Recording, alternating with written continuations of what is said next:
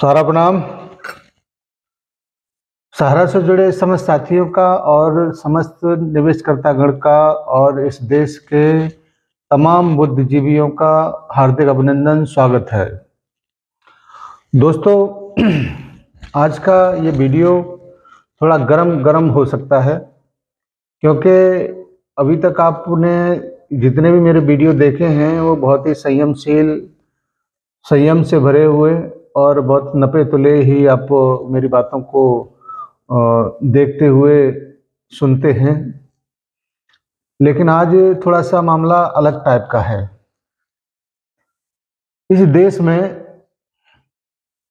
एक परिपाटी है और ये लगातार बहुत सारे लोग इसको देखते भी चले आ रहे हैं कि जब व्यक्ति अपने पद पर होता है तब उसकी आंखें बंद होती हैं, कान से सुनाई नहीं देता, आंखों से दिखाई नहीं देता और वो लगातार अपने पद पर बैठा हुआ सब कुछ देखता रहता है। पता नहीं उसको दिखता है कि नहीं, सुनता रहता है, पता नहीं उसको सुनाई देता है कि नहीं। लेकिन जैसे ही वो अपने पद से विरक्त होता है, उसके पद की ताकत जब चली जाती है, तब एकदम अचानक से उसको एहसास होता है कि यार ऐसा नहीं, ऐसा होना चाहिए था, या उस टाइम पे इस प्रकार से नहीं होना चाहिए था। ये इस तरीके की बातचीत आपने कई नेताओं से, कई मंत्रियों से, कई जजों से और अभी फिलहाल में एक अधीक्षक महोदय हैं गुप्ता जी, उनके माध्यम से सुना होगा। तिहाड़ में क्या हुआ क्या नहीं ये तो मैं आपको नहीं बता सकता, लेकिन मैं ये जरूर बता सकता हूँ कि तिहाड़ में हम लोग भी गए थे माननीय सारा श्री जी से मुलाकात के लिए। हमको तो इस प्रकार से कोई भी बातचीत या कोई भी महिला वहाँ पर नज़र नहीं आया, लेकिन अगर इस तरह की कोई व्यवस्था वहाँ पर थी तो निश्चित रूप से कंटेम्प्ट बनता है गुप्ता जी के ऊपर माननीय सुप्रीम कोर्ट का, क्योंकि माननीय सुप्रीम कोर्ट ने जो आदेश दिए थे उसको पूरा करवाने का जिम्मेदारी वहाँ के सबसे बड़े अधिकारी के पास था। अगर उसके अलावा कोई और बात अगर होता है तो सुप्रीम कोर्ट के आदेश की अवहेलना का, अवमानना का एक केस तो जरूर बनता है, चाहे वो रिटायर हो गए हों या नहीं हुए हों, ये कोई फर्क नहीं पड़ता। क्योंकि माननीय सुप्रीम कोर्ट के आदेश के तहत जो कुछ भी उन्होंने बोला है, कहा है, केवल पत्थर की लकीर की तरह से उसको मानने को सभी को बाध्य होना पड़ता है। माननीय सुप्रीम कोर्ट की अवमानना की वजह से ही सारा श्री जी तिहाड़ गए हुए थे। लेकिन जो कुछ भी वर्तमान में कहा जा रहा है, बोला जा रहा है, उसको लेकर आज की डेट में पूरे सोशल मीडिया पर थोड़ा सा बात बना हुआ है। उसमें कितनी सच्चाई है, कितनी नहीं, ये तो वही व्यक्ति बता सकता था। अगर वो आज जिंदा होता तो जरूर इसका जवाब दिया जाता, लेकिन आज वो नहीं है। उसके पीछे कौन क्या व्यक्ति की बात कर रहा है, शायद उनको इस बात की परवाह न हो। लेकिन सहारा से जुड़े हुए करोड़ों लोग, चाहे वो जमाकर्ता चाहे वो कार्यकर्ता, जरूर इससे फर्क पड़ता है कि एक व्यक्ति किसी के पीछे अगर ये बात करता है तो उसको कंडम करना बहुत जरूरी है।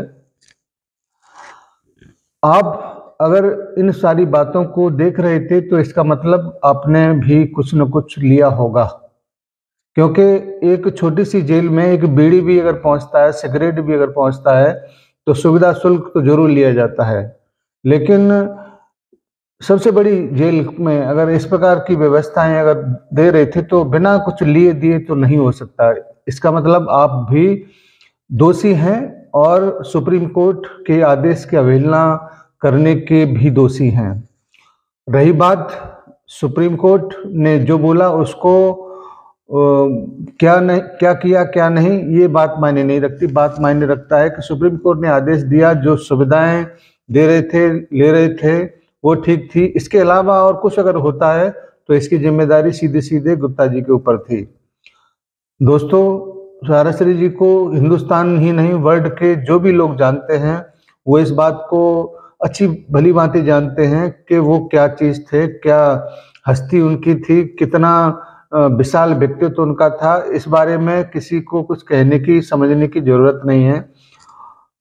उनको और लगभग 9 साल हो गया, 2016 तक, मई के महीने तक वहां पर थे।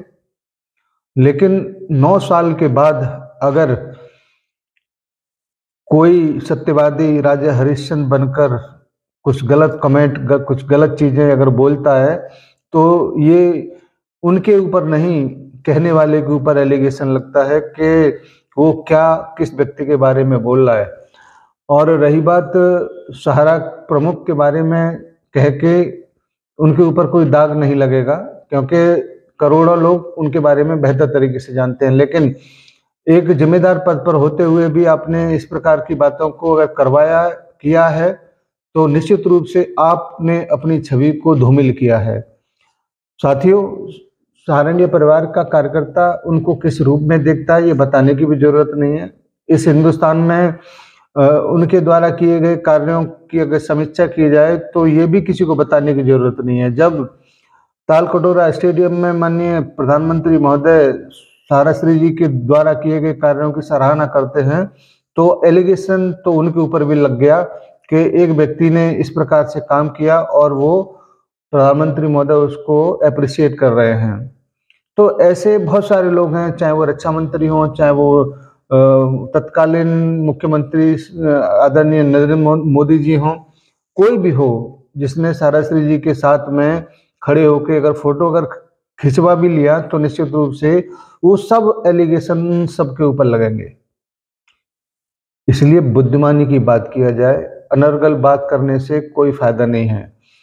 और अगर कह सकते हो तो सुनने का भी ताकत रखना होगा गुप्ता जी, क्योंकि सहारनीय परिवार का एक एक कार्यकर्ता इस बात को खंडन करेगा, सहारनीय परिवार का एक एक जमाकर्ता इस बात को खंडन करेगा कि अनर्गल बात स्वीकार नहीं होंगी। हम अनुशासित हैं, अपनी बातों को अनुशासित तरीके से रखना सीखे हैं, जानते हैं। लेकिन अगर कोई व्यक्ति कोई एलिगेशन लगाता है तो उसको जवाब देना भी जानते हैं। आप अब रिटायर होने के बाद सुर्खियों में आने का जो एक ओछा हरकत जो किए हैं, वो नहीं करना चाहिए था। हम पूरे हिंदुस्तान के समस्त कार्यकर्ता साथियों से जरूर कहेंगे कि इस प्रकार की कहीं से भी कोई भी बातचीत अगर आप लोगों के समझ आता है तो उसको पूरे जोर शोर से खंडन करिए और पूरी जोर शोर से उसका विरोध करिए। क्योंकि आज जिस प्रकार से माने सुप्रीम कोर्ट के सामने अगर सहारनीय परिवार चुप्पी साध के बैठा हुआ है, तो माने सुप्रीम कोर्ट और सरकार की कुछ दिशा निर्देशों के तहत है, अन्यथा पूरे पेपर में, पूरे अखबार का एक पन्ना इस खंडन को करने के लिए सहारनीय परिवार भी आगे आ सकता था। चलिए कोई बात नहीं, वो जब करेंगे तब करेंगे। हम लोग जरूर आपसे निवेदन करेंगे कि इन सारी बातों को खंडन करते हुए आपसे मेरा अनुरोध है कि इस वीडियो को हर उस कार्यकर्ता तक, जमाकर्ता तक पहुंचाएं जो गुप्ता जी की बात को लेकर अपने मन में तमाम सवाल लिए बैठा है, और इस बात का पूरी तरह से खंडन किया जाता है कि इस प्रकार से कोई भी किसी भी प्रकार की घटना वहां पर हुई होगी। हम इस हिंदुस्तान के सबसे बड़े परिवार के छोटे छोटे सदस्य जब अपनी पे आते हैं तो बहुत बड़ा काम कर जाते हैं, चाहे वो रामाबाई अंबेडकर पार्क में रिकॉर्ड बनाने का काम हो राष्ट्रीय गान गाकर, चाहे बिजनेस के बड़े बड़े कीर्तिमानों का स्थापित करने का बात हो, और अब आगे अगर महसूस हुआ या जरूरत महसूस हुई तो और भी बहुत सारा काम हम लोग कर सकते हैं। लेकिन फिलहाल हम लोग इंतजार में हैं कि जब समय हमारे अनुकूल होगा तब हम जरूर हर चीज का जवाब देंगे। हर मुश्किल क्षण में हम सहारनीय परिवार के और अपने मुखिया के साथ में खड़े हैं। आज का ये वीडियो थोड़ा सा गर्म हो सकता है और मेरी बात का बहुत सारे लोगों को बुरा भी लग सकता है। मुझे इस बात का परवाह नहीं कि कौन क्या मेरे बारे में सोचेगा, लेकिन हम और हमारा जो दायित्व है वो यही बोलता है कि हम हर कीमत पर, हर हालत में अपने सारण्य परिवार के साथ खड़े हैं। धन्यवाद आप सभी को। और मेरा आपसे गुजारिश है कि ज़रूर आप लोग इसको अपने साथियों तक जरूर पहुंचाएं, जिससे उनके मन में जो भी सवालात हों उनके जवाब दिए जा सकें। धन्यवाद सभी को, सादर सा प्रणाम। जय हिंद। बढ़े हर कदम जोश हमारा, हम हैं सहारा, हम हैं सहारा, विश्वास की बहती धारा। सहारा इंडिया परिवार, आत्मविश्वास की ताकत।